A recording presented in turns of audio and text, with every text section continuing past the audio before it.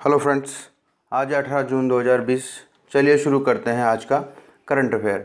आज का पहला प्रश्न है, एनोस्मिया जो हाल ही में सुर्खियों में रहा है, यानी कि एक चर्चा में रहा है शब्द एनोस्मिया, ये किस जैविक घटना से जुड़ा हुआ है? तो ये गंध की हानि से जुड़ा हुआ है, यानी कि इसमें आपको किसी भी वस्तु की या किसी भी चीज़ की गंध महसूस नहीं होती है। ये इस जैविक घटना से जुड़ा हुआ है। अब ये क्यों चर्चा में है तो इसको देख लेते हैं आगे।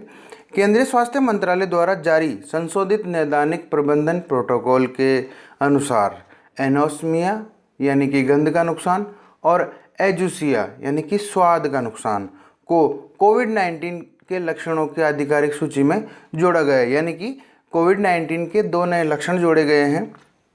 एक तो इसमें गंध की हानि है और दूसरा स्वाद की हानि है। गंध की हानि को एनोस्मिया कहते हैं और स्वाद की हानि को एजुसिया कहते हैं, ये याद रखना है आपको।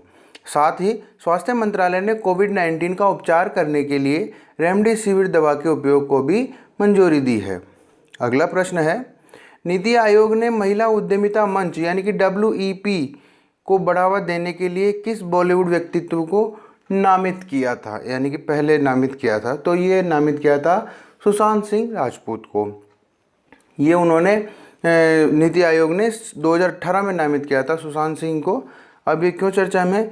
क्योंकि 34 वर्षीय सुशांत को उनके निवास स्थान मुंबई में मृत पाया गया है उनके घर पर। यानी कि कहते हैं कि अभी जांच चल रही है, पर कहा है कि उन्होंने आत्महत्या की है। सुशांत सिंह की पहली फिल्म काय पो छे थी, ये जो 2013 में आई थी, और ये फिल्म चेतन भगत के novel the 3 mistakes of my life पर आधारित थी। और उनकी अंतिम फिल्म जो 2019 में आई थी उसका नाम छिछोरे था। अगला प्रश्न है, हाल ही में किस संगठन ने मल्टी लोकेशन क्लेम सेटलमेंट सुविधा शुरू की है? तो ये सुविधा शुरू की है EPFO ने, यानी कि employees provident fund organisation. Hindi में कहें तो कर्मचारी भविष्य निधि संगठन ने ये मल्टी लोकेशन क्लेम सेटलमेंट सुविधा शुरू की है। अगला प्रश्न है, हाल ही में कोविड-19 लोक शिकायतों पर फीडबैक कॉल सेंटर किसने शुरू किया है? तो ये भी केंद्रीय मंत्री जितेंद्र सिंह ने शुरू किया है। जितेंद्र सिंह केंद्रीय कार्मिक, लोक शिकायत और पेंशन राज्य मंत्री हैं केंद्र में अभी हमारे। फीडबैक कॉल सेंटर की बात करें तो ये BSNL के सहयोग से लोक शिकायत विभाग द्वारा संचालित किया जाएगा और ये 14 भाषाओं में संचालित किया जाएगा। अगला प्रश्न है, CBIC के अध्यक्ष M अजित कुमार ने कौन सा एप्लीकेशन लॉन्च किया है?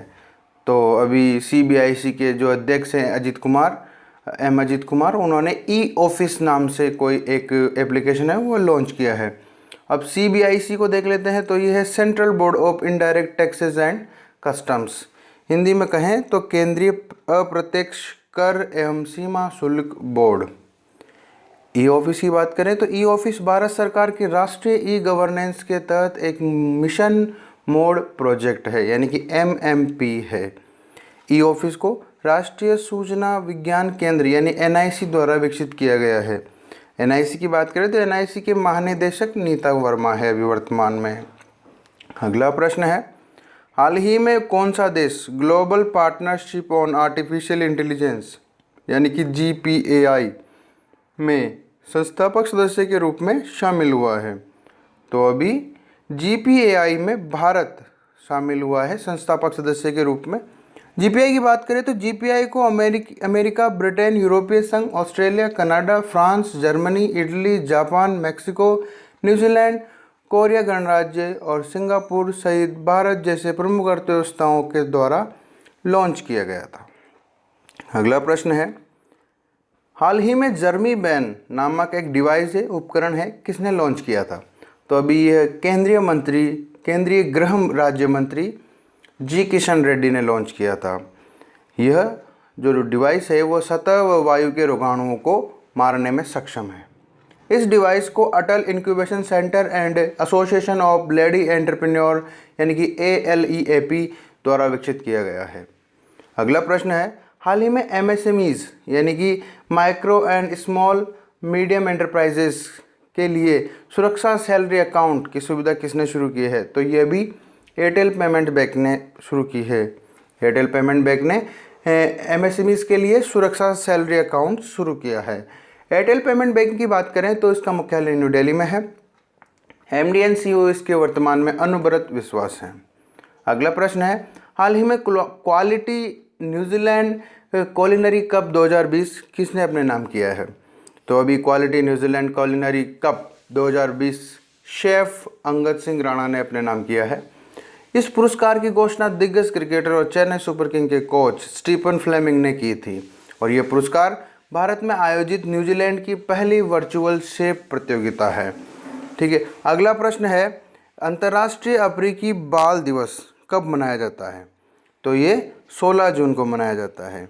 अभी क्यों मनाया जाता है? तो ये दिवस 16 जून 1976 को दक्षिण अफ्रीका के टोयोटा में बेहतर शिक्षा के अधिकार के लिए छात्रों द्वारा किए गए प्रदर्शन की स्मृति में मनाया जाता है।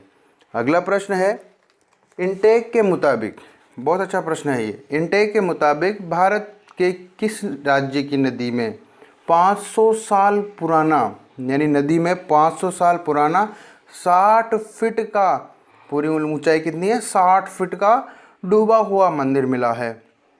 तो ये उड़ीसा में मिला है। महानदी में 500 साल पुराना 60 फीट का डूबा हुआ मंदिर मिला है उड़ीसा में।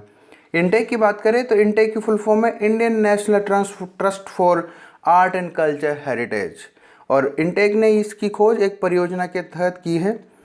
आज का अंतिम प्रश्न है, हाल ही में असम सरकार ने खेल मंत्रालय की सिफारिश पर राजीव गांधी खेल रत्न के लिए या खेल रत्न के लिए किसे नामित किया है? तो अभी 20 वर्षीय एथलीट हिमा दास को राजीव गांधी खेल रत्न के लिए असम सरकार ने नामित किया है। अब देखते हैं कल का प्रश्न। पिछले सेशन में हमने आपसे प्रश्न पूछा था कि हाल ही में अमेरिकी मिलिट्री एकेडमी से ग्रेजुएट होने वाली पहली सिख महिला कौन है? तो इसका सही जवाब है लेफ्टिनेंट अनमोल नारंग अमेरिकी मिलिट्री एकेडमी से ग्रेजुएट होने वाली पहली सिख महिला हैं।